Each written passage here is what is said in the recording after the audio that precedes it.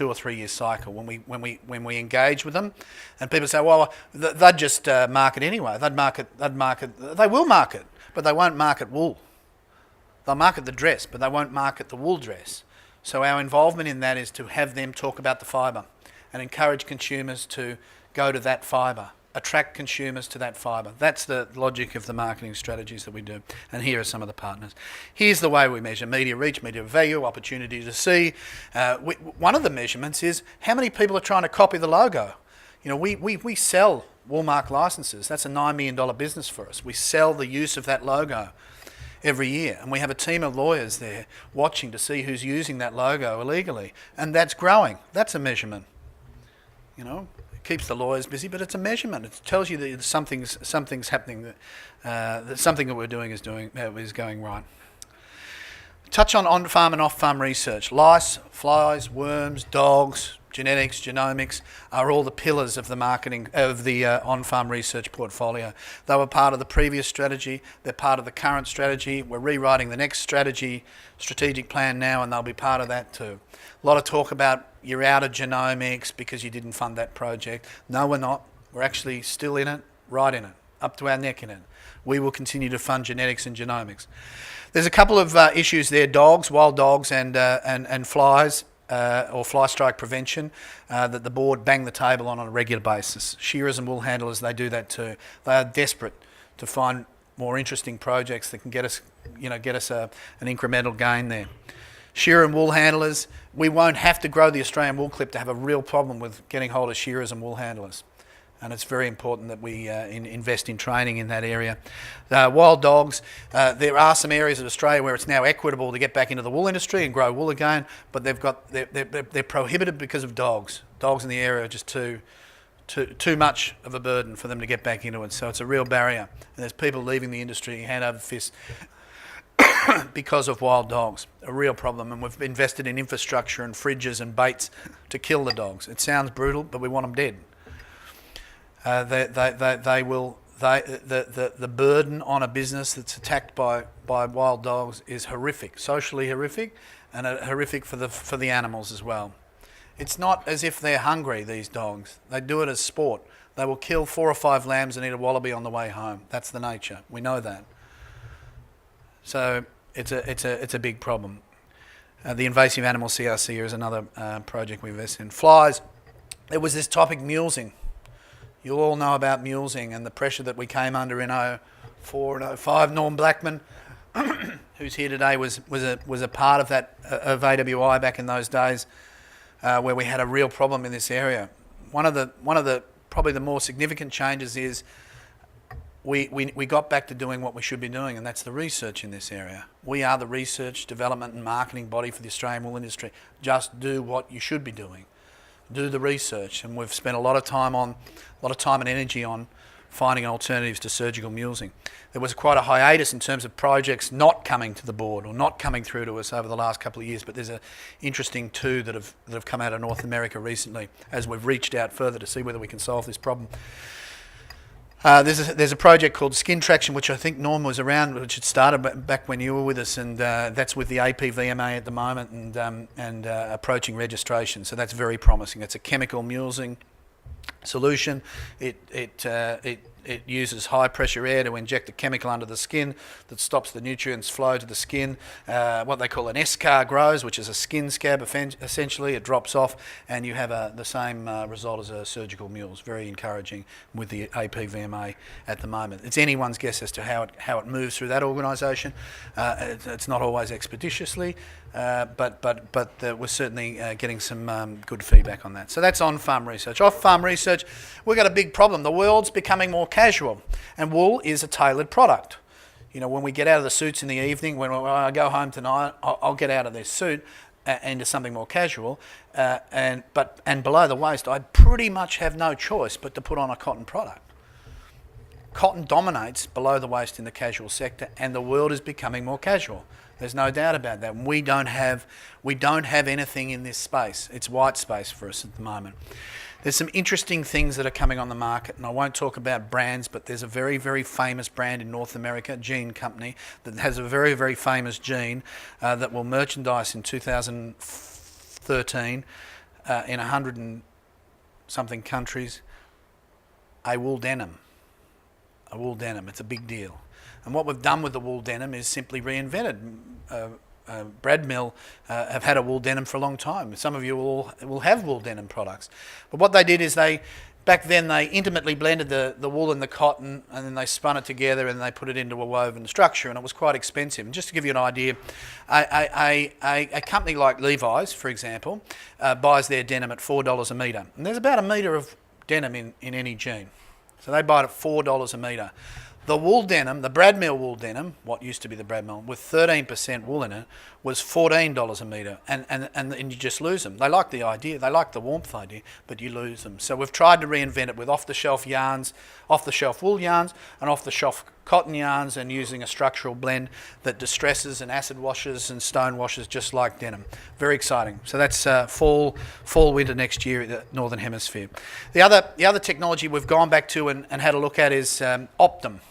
Optim was a technology that was developed with wool growers funds in the 90s to stretch the fibre and reduce the micron. If you could stretch it, you could get a 2 micron benefit. So a 19 became a 17, 17, 15, so on.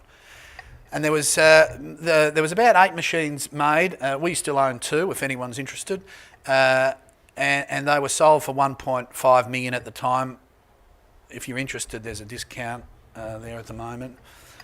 For these machines, and we wanted to.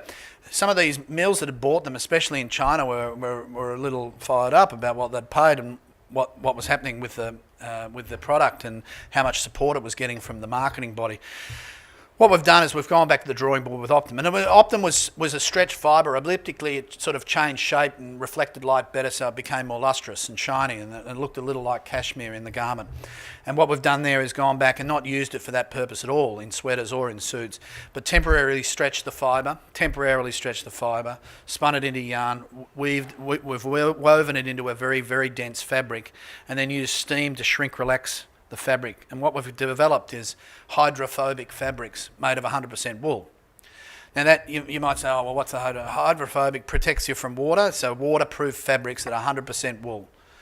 No membrane, no silicone, no Teflon, no fluorocarbons, nothing, just wool. Very, very interesting. And we're now offering those to the alpine ski companies and snowboard businesses as waterproof fabrics. Very interesting. And as the fluorocarbons or Teflon comes under pressure, these are going to be more and more interesting. There's a study done a couple of years ago that they've found Teflon in all our bloodstreams, including sort of weird parts of Africa where they've never seen a Teflon frying pan. But Teflon's in pretty much all of our bloodstreams. Now, it could be good for us. I don't expect it is, but Teflon or fluorocarbons are increasingly coming under pressure, and Gore-Tex is just one of those products. So that's exciting. I think that's about it for me. Oh, there's a couple of other things. Oh, one more video too. Sorry, I thought it was on the last slide. This is Anne Geddes, the very, very famous photographer. She photographs babies. Just completed a 3-day shoot for Woolmark with 12 little newborn babies, and I have to say it's been one of the most enjoyable campaigns that I've ever shot.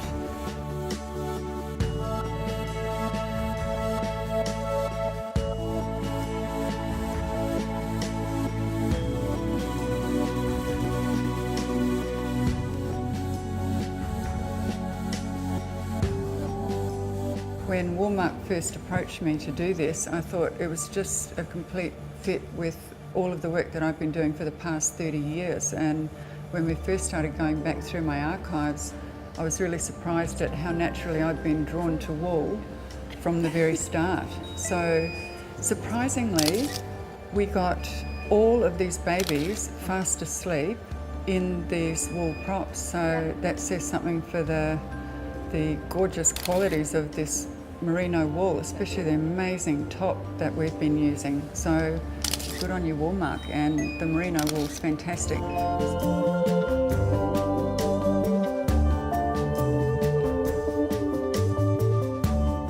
By nature is a category that we've developed, and it's not only about mothers and babies, it's about health and well-being and sleeping on or under wool. We know we did the studies in 2003 that you sleep better on or under wool, and this is really logical. Wool controls the microclimate of the bed better than any other fibre. And why you don't sleep well is because you're tossing your duvet off and pulling it back on. You get too hot, you throw it off. You get too cold, you pull it back on. And you're slightly waking yourself.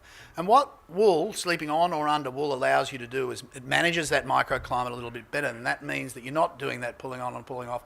And it can get you into that REM period where you're sleeping better, that dream phase sleeping period.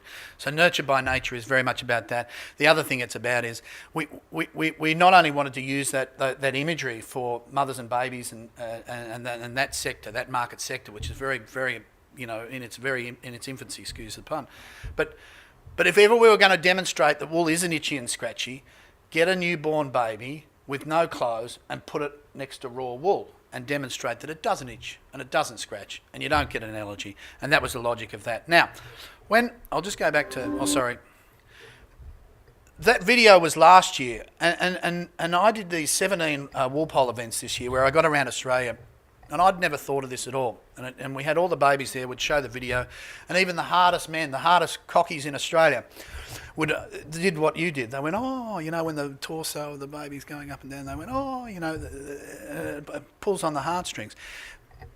Never had I thought about it that there weren't any coloured babies in there. There weren't any Asian babies. And the wool growers said at many events, as we got around, they said, why don't you have any Asian babies or coloured babies? Of all the people to raise this, they said, why, you're not very ethically diverse there, this is the news shot from this year. Now, I didn't prescribe this, but it looks like we have helped them out, helped those wool growers out, and we've got a young Asian baby in this particular video. So I'm sure those farmers will be happy as we move forward. So that's that.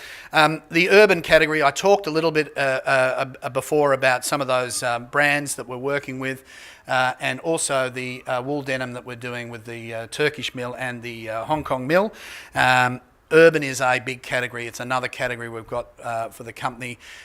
We think that many of these urban brands are buying heritage. They're going out and inventing heritage, like Superdry, for example. It's all invented. That Asian, that Japanese heritage is all invented. It's just a few guys that went off to Japan, wanted to develop a brand, were drinking Asahi Superdry and said, let's call the brand Superdry. That's all it is. So in that urban category, they invent heritage. And we think we've got a wonderful opportunity in this particular category because we have all the heritage. The Australian wool industry has the heritage. It has the imagery to portray a real story in this category. Now, I think that's it for me. And I'm going to, there's just a couple of summary items. The Productivity Commission has been finished. We've done a review of performance every year for the last 3 years. We did another one last year. Measurement and Evaluation Business Unit, app development, videography, board support and staff support. So thank you very much.